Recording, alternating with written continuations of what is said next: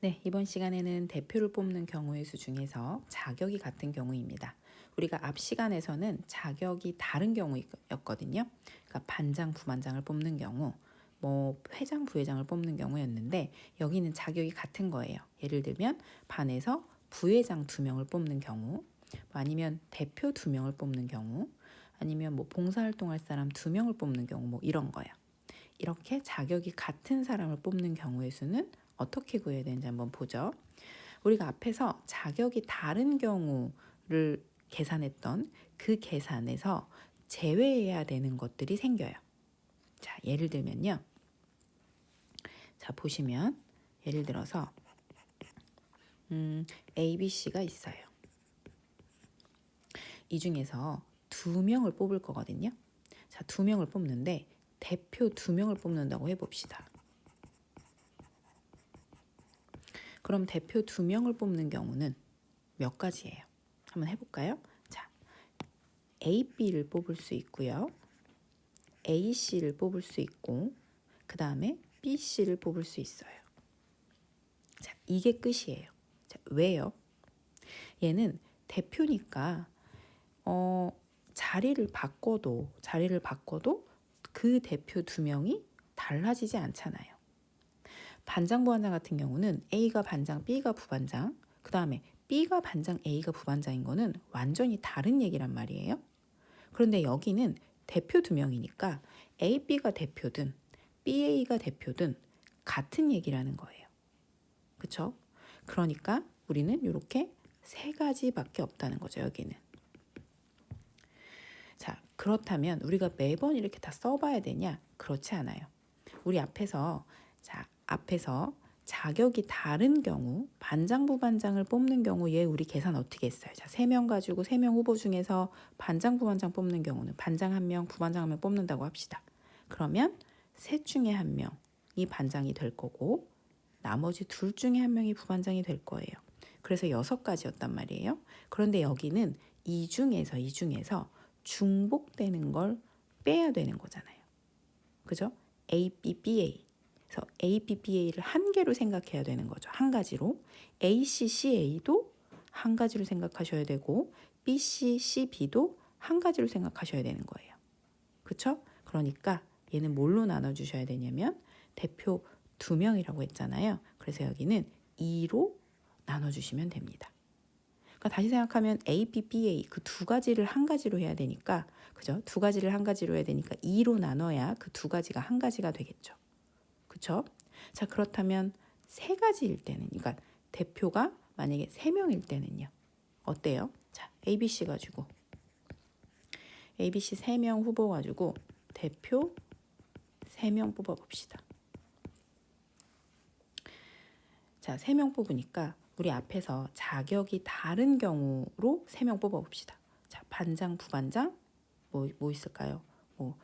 반장, 부반장하고 또 다른 반장, 부반장, 대표 이렇게 뽑아보죠. 그럼 자격이 다 다르니까 반장이 될 수 있는 경우의 수, 셋 중에 하나.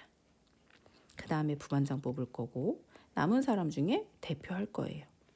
그래서 이렇게 된단 말이에요. 그런데 여기서 분명히, 그죠? 얘네는 자격이 다른 걸로 뽑았으니까 지금 이렇게 계산이 된 건데 여긴 지금 자격이 같은 대표 3명이에요. 한마디로 자, A, B, C가 만약에 자격이 다르다면 A가 반장, B가 부반장, C가 대표인 것과 B가 반장, A가 부반장, C가 대표인 거는 다른 얘기예요.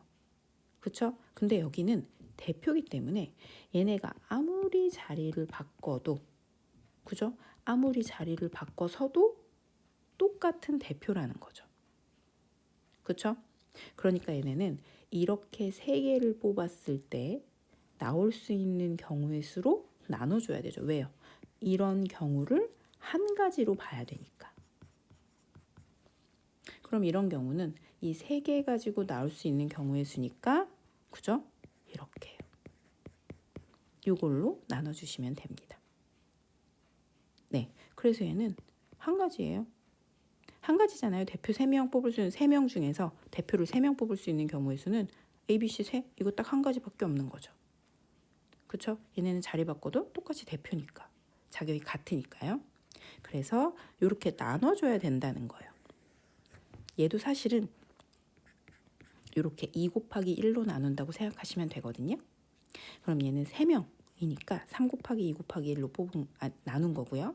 그럼 4명이면 그렇죠. 4 곱하기 3 곱하기 2 곱하기 1로 나누겠죠. 그렇게 생각하시면 됩니다. 나눠주면 중복되는 게 없어져요.